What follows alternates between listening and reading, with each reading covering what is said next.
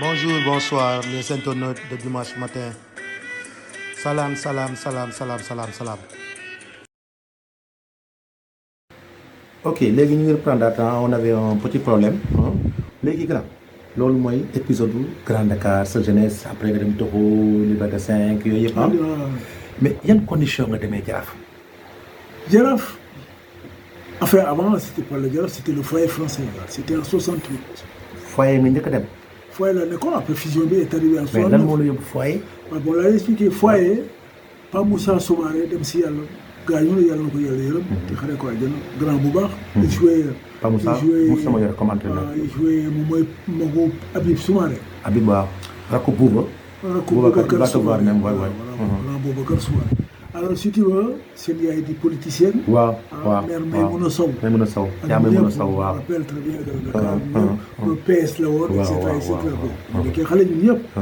oto sabar yeeg car rapide. waaw ndeysaan pionnier yeeg. voilà tout le monde vraiment mère boo yàlla na ko yàlla. Pape Diouf Fall bi nekkoon fële. ak kii Cissé. xam nga tekkoon na.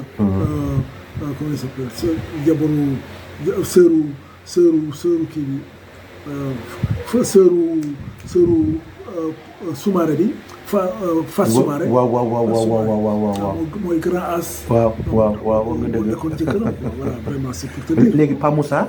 waaw Pa Moussa ne ma suma rek doo ma jëlal suma sac nga jiitu ma parce que moo def na xam fa loolu liggéey ESC la liggéeyoon ak Mor Cissé xaw Momar boo xoolee la mais nit ku baax waaye te nekkoon ESC boo ko moomoon ay électricité nekkoon après allée du centenaire booy dem ni à ta gauche foofu la ESC nekkoon waaw moo grand moo nekkoon directeur Momar xawal Mor Cissé mel noonu bon waaw bref mais moo tam yàlla ko yàlla nit ku baax génn àdduna mais alors ma yóbbu ma suma sac ma ne ko grand mu problème mooy grand yi comme si sama fan si moo ñoom Padia ñu ay bëri woon ma yóbbu ko fekk un jour Padia jëkk na ma yóbbu entraînement wu Gorée waaw ma ñëw entraînement Gorée ñuy daw ba ne ko ñuy daw ay dawu dof yi ma ne boobu je ne plus daal dem ma demati encore seen entraînement indi gars yi yëpp ma ñëw di entraînement su ma ñëw dañuy ay ñu nga xam quoi dañu jël gars yi ñu nga xam waaw je sais xam naa waaw ñëw taxaw ma dem pendant une semaine gars yi jëluñu ma may taxaw su ma dem ñu ñibbi ma ne bon kii dama jëla ma suma sac nga yóbbu ma ko au foyer su ma pare naa la fekk entraînement grand bi quoi grand Pa Moussa waaw ma jël sac bi mu jox ma passe wala moyen ñaata la joxoon boobu 15 francs moo doon passe car rapide quoi mu wàcce école Médine bon c'est juste à côté wàcce dem yóbbul ko sac mu ñëw andi ñëw mu ne Pa Bac dem si yàlla Pa Bac ak ay ask yëpp mu ne kii signé leen ko licence Pa Moussa Soumaré moo ne signé leen ko licence boo leen ko bàyyi di ngeen am problème kii ku mun football nawetaan yi toj na nawetaan nangam ma ne ko mais Pa Moussa man déjà booy séeréer gi mu ne ma su ma rakk comme maa leen doon ximal ataaya bon j'avais pas les moyens il y a des beaucoup grands yi may ay pièces fii ay nangam ak di ximal ataaya ak Adama Aydara bi nekkoon AS Joliba te ñëw foyer. ba benn jour bu ma rappelé ñu def ay 2 camps grands yi su ñuy def démarré bu ñëw marqué ko du laal bal bu ñëw ne gars yi bu leen wax booy mu bàyyi ma xanaa. saa yu ñëwee sama entraînement bu ma demee si côté. yàq sa match quoi du ma may dara du ma may dara. gars yi dama suma kii la boo gis ma ne mu léegi su grand bi di ñëw di football ay 2 camps ma def semblant dama gaañu pour ma bañ a jouer quoi bàyyi ko quoi. parce que Adama il pouvait pas me passer. waaw comme dem si yàlla Pape Ndiaye aussi bon ay c'est des anecdotes quoi pour te dire bon alors ñuy dem après mu ñëw wax gars yi ma ne ma non ma ne ko man si mooy sama kii ma signé foyer non waaw ñu dem def si ñëw ma bës boobu ma dem ñuy dem di dem ba ma comme nag am na benn jour ma ñëw rek benn waaye xam nga kan la si kaay daal ñoo andil ma licence te ma dañ lay defal benn licence pour nga kii xam nga rek sama jàng soriwul loolu quoi ma ne bon c'est pas grave naa signé nii ndekete yow signé naa licence Jaraaf gars yi dem wax foyer après gars yi homologué ko yóbbu ko fédération ligue xamu nangam après c'est le fusion bi ñëw nag ok c'est là ñu commencé football quoi. après nga continuer Jaraaf benn yoon rek quoi Jaraaf noonu la continuer. mais bi nga fa ñëwee kan nga fekkoon mu nekk président. ba may ñëw foyer. est-ce que pas foyer ba ma ñëw c'était pas Diémé. président Diémé moo doon président moo doon foyer yaakaar naa c'était en 68 la signé licence. ok 68. mais ay Adignan ay. non ñooñu yan relation nga amoon ak ñoom. waaw les Adignan Adignan, Mathurin, ben ça c'était nos dirigeants. Ok. Avec les Labidja, avec les Kebambaye et tout ça, c'était nos dirigeants. C'était une équipe C'était une très grande équipe, de très grosses personnalités de l'équipe. Ah non, non, c'était pas de mais ñoom yan relation la ñu am ak joueurs yi relation wu. C'était des dirigeants qui étaient très durs, qui nous disaient la vérité. Ils ne nous lâchaient pas.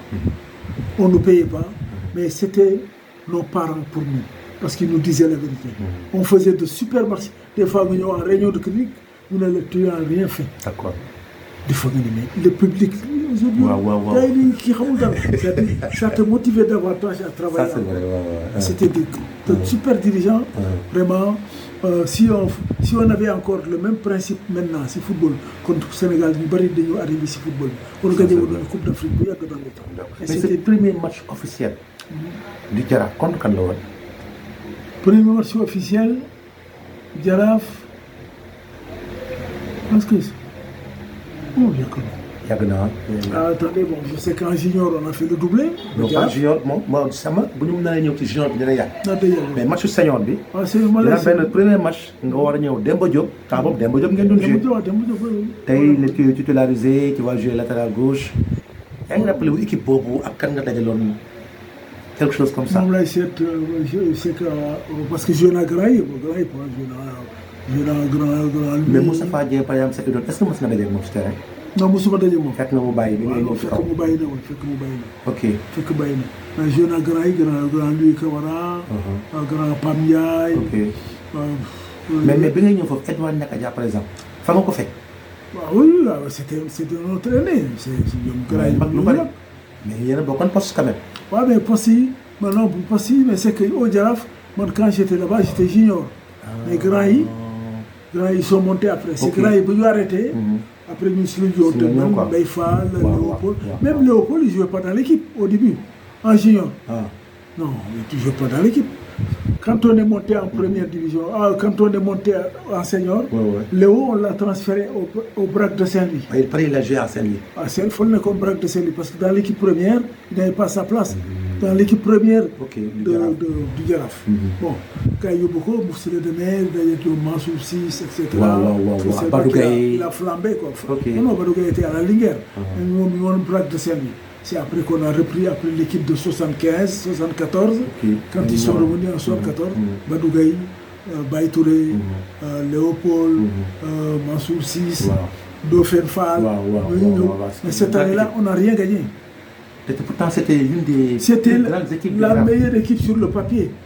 Mais on n'a rien gagné. Parce qu'on était au fric en croyant que, arrivé avec toutes les vedettes, on nous a éliminé dans tout. Championnat, on n'a rien pris. Coupe du Sénégal, on a tout perdu. C'était Asfa et Gendarme.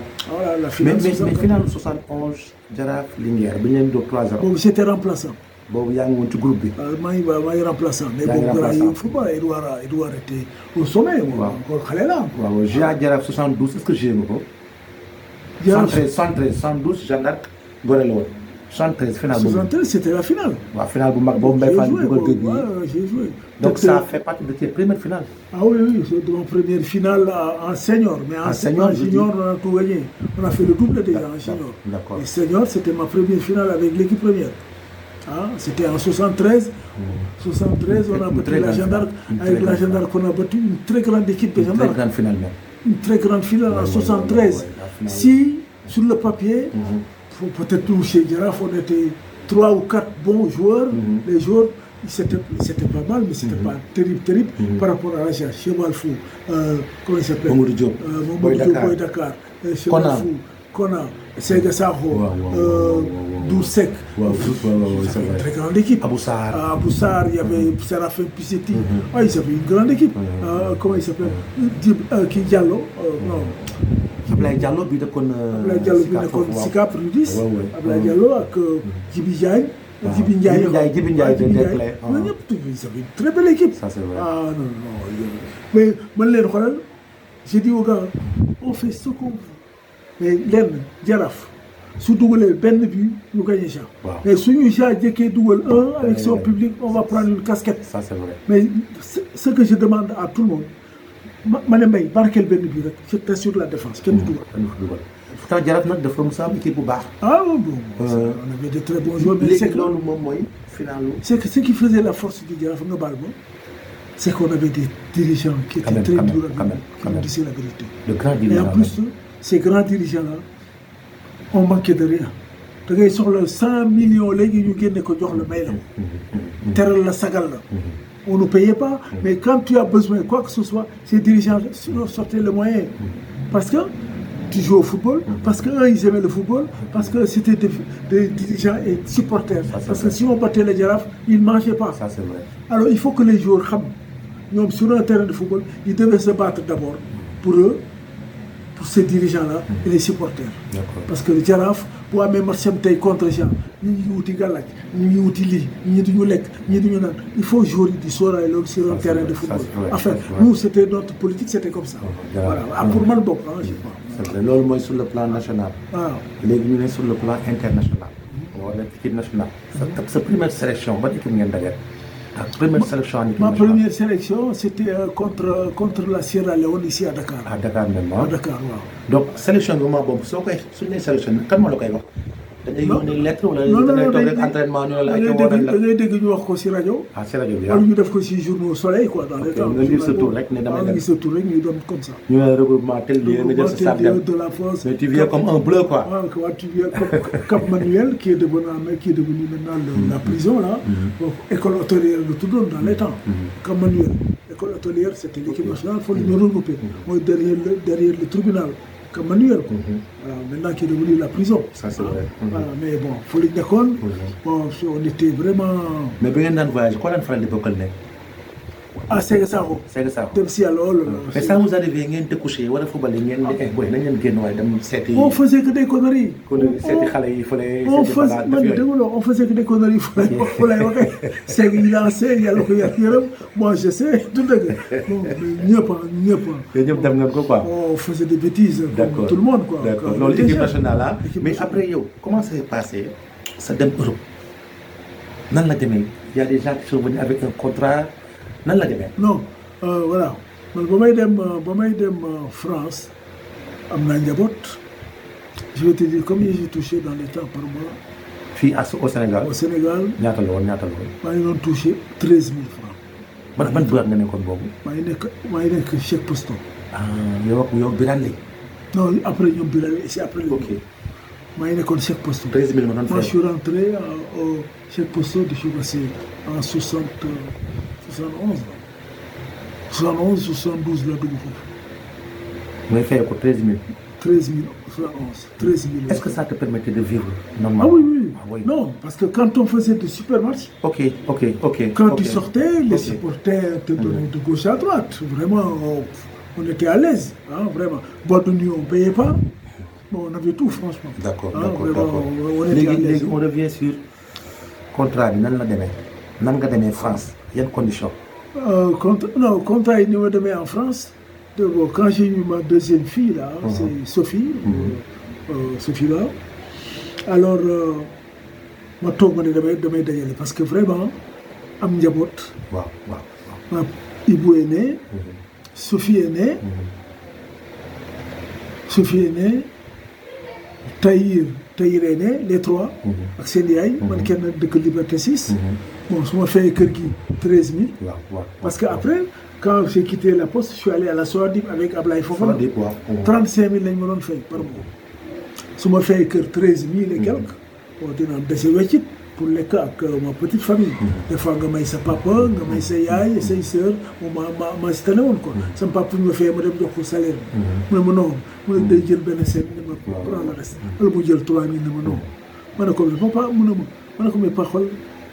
toute la famille ñëpp a ngi fi yaay joxe lekk yaay joxe reer tu es tout seul ñun ñëpp seen cousin les neveux ñëpp si kër gi lañ dëkk une famille nombreuse xam nga c'est le vieux qui fait tout à lui tout seul bon mais su ma fee ma jox mu ne ma non daal di jël dama jëloon bon ñu attaaya même football la ñu bëggoon ñun ñëpp quoi vraiment ça s'est bien passé quoi sur ce plan là. waaw léegi. waaw ba léegi maa ngi ci compte li la yóbbu France. en France en 77. en 77. yow yaa dajale sa bopp billet. maa dajale sa